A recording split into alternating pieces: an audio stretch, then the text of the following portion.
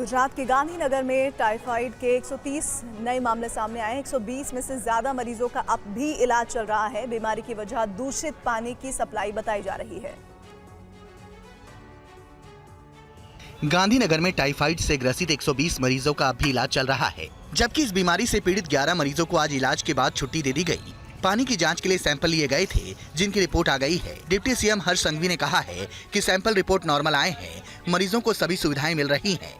पानी का जो प्रॉब्लम था वो पूरी तरह से क्लियर कर लिया गया है और सभी कनेक्शंस और खास तौर पे कल ही 367 जितने पानी के टेस्ट लिए गए थे, सभी टेस्ट ओके आ गए हैं। सभी मरीजों की देखभाल के लिए 22 डॉक्टरों की टीम बनाई है। आपको बता दें कि अदिवाड़ा गांव और सेक्टर 24, 26, 27 और 29 में सीवर के गंदे पानी के पीने की लाइन में मिलने से बीमारी फैली। संघवी के मुताबिक महानगर पालिका ने 8056 घरों के 27,108 लोगों का सर्वे किया। साथ ही अब तक 5000 क्लोरीन टैबलेट और 3000 ORS बांटे गए हैं। जानकारी के मुताबिक गृह मंत्री अमित शाह भी लगातार मामले पर नजर रख रहे हैं और राज्य सरकार से लगातार संपर्क में हैं। केंद्रीय गृह मंत्री अमित शाह ने प्रशासन को युद्ध स्तर पर कार्रवाई करने के निर्देश दिए हैं। दिल्ली के लक्ष्मीनगर में दिन दहाड़े एक गंभीर वारदात को कुछ दबंगों ने अंजाम दिया। दबंगों ने एक युवक को सड़क पर दौड़ा कर पीटा। दिल्ली के लक्ष्मीनगर इलाके के बैंक कॉन्क्लेव के इस घर में घुसकर दबंगई की गई। दबंगों ने युवक के कपड़े उतार दिए, सड़क की ओर घसीट कर पीटा गया। बेखौफ बदमाशों ने पुलिस के सामने भी मारपीट की। आरोप है कि दिल्ली पुलिस मूक दर्शक बनी रही। वहीं घटना के बाद मारपीट करने वाले विकास यादव, शुभम यादव, ओमकार यादव और पिंटू यादव के खिलाफ मुकदमा दर्ज कराया गया है। दरअसल पीड़ित राजेश गर्ग के घर में बने बेसमेंट को जिम के लिए केयरटेकर के तौर पर दिया गया था। कई साल पहले से घरेलू संबंध थे, पर बाद में अभियुक्त घर पर कब्जा करना चाहता था। विरोध करने पर ये मारपीट की गई।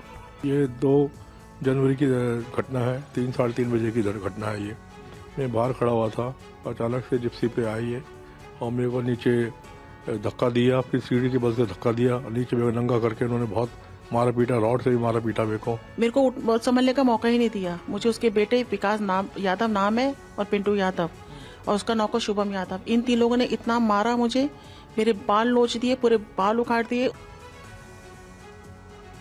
और राम रहीम के पैरोल से सीएम नायब सिंह सैनी ने पल्ला झाड़ लिया है। बड़ी खबर, मीडिया के सवाल पर सीएम ने कहा कोर्ट का मैटर है, राम रहीम की पैरोल में हम क्या कर सकते हैं।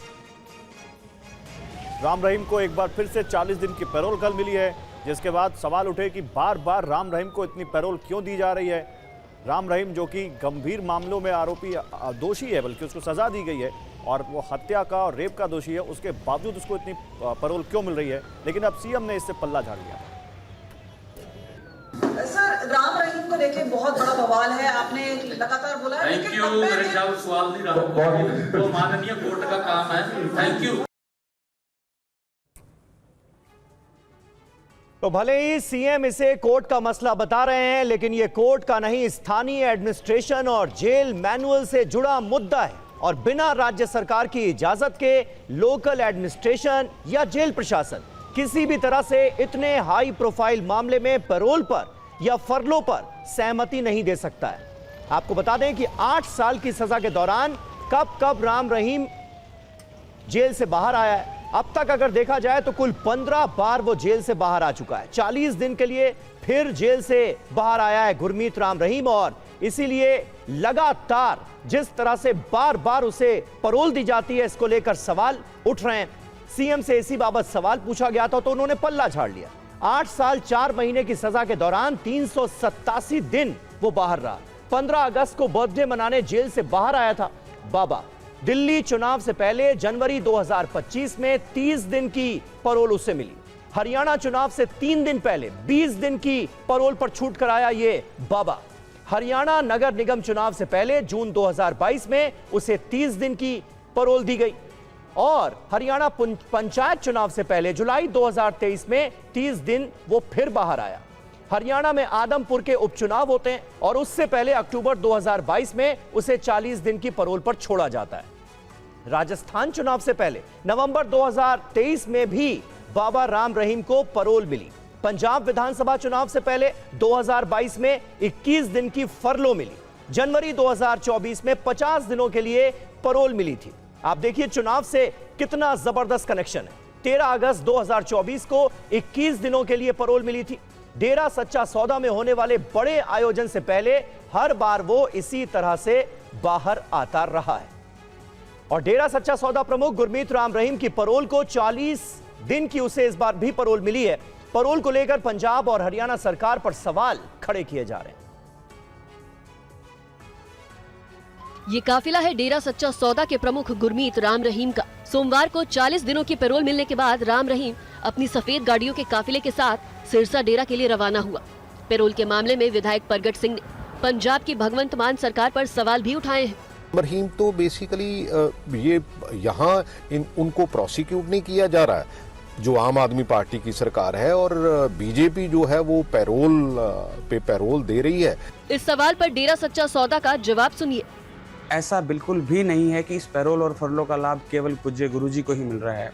लगभग 6000 ऐसे कैदी हैं जो स्टेट की कॉम्पिटेंट अथॉरिटी द्वारा हर साल पैरोल और फरलो पर रिलीज किए जाते हैं। इससे पहले पिछले साल 2025 के अगस्त में राम रहीम को 40 दिनों की पैरोल मिली थी। डेरा सच्चा सौदा प्रमुख राम रहीम 2 शिष्याओं के साथ बलात्कार के मामले में 20 साल की जेल की सजा काट रहा है। 2017 में सजा के बाद से अब तक कुल 15 बार पैरोल और फेरोल दी जा चुकी है। राम रहीम को पैरोल मिलने के मामले में पत्रकार रामचंद्र छत्रपति के बेटे अंशुल छत्रपति ने कड़ी नाराजगी जताई। अंशुल ने कहा कि सरकार बार बार एक खूंखार अपराधी को पैरोल दे रही है और पीड़ितों के लिए खतरा पैदा कर रही है, जो कि बेहद निराशाजनक है। सीएम हरियाणा नायब सैनी जी ने कहा कि ये अदालत का फैसला है, कोर्ट पैरोल देती है। तो मैं ये कहूँगा कि बिल्कुल सीएम साहब जो हैं या तो वो जानबूझकर जनता को गुमराह कर रहे हैं या फिर मुझे लगता है कि उन्हें दुरुस्त करने की ज़रूरत है कि ये फैसला जो है, जो डेरा प्रमुख को पैरोल या फरलो दिया जाता है, ये टोटली गवर्नमेंट का प्रेरोगेटिव है, जिसमें कहीं भी अदालत की दखलंदाजी नहीं है, अदालत का फैसला नहीं है।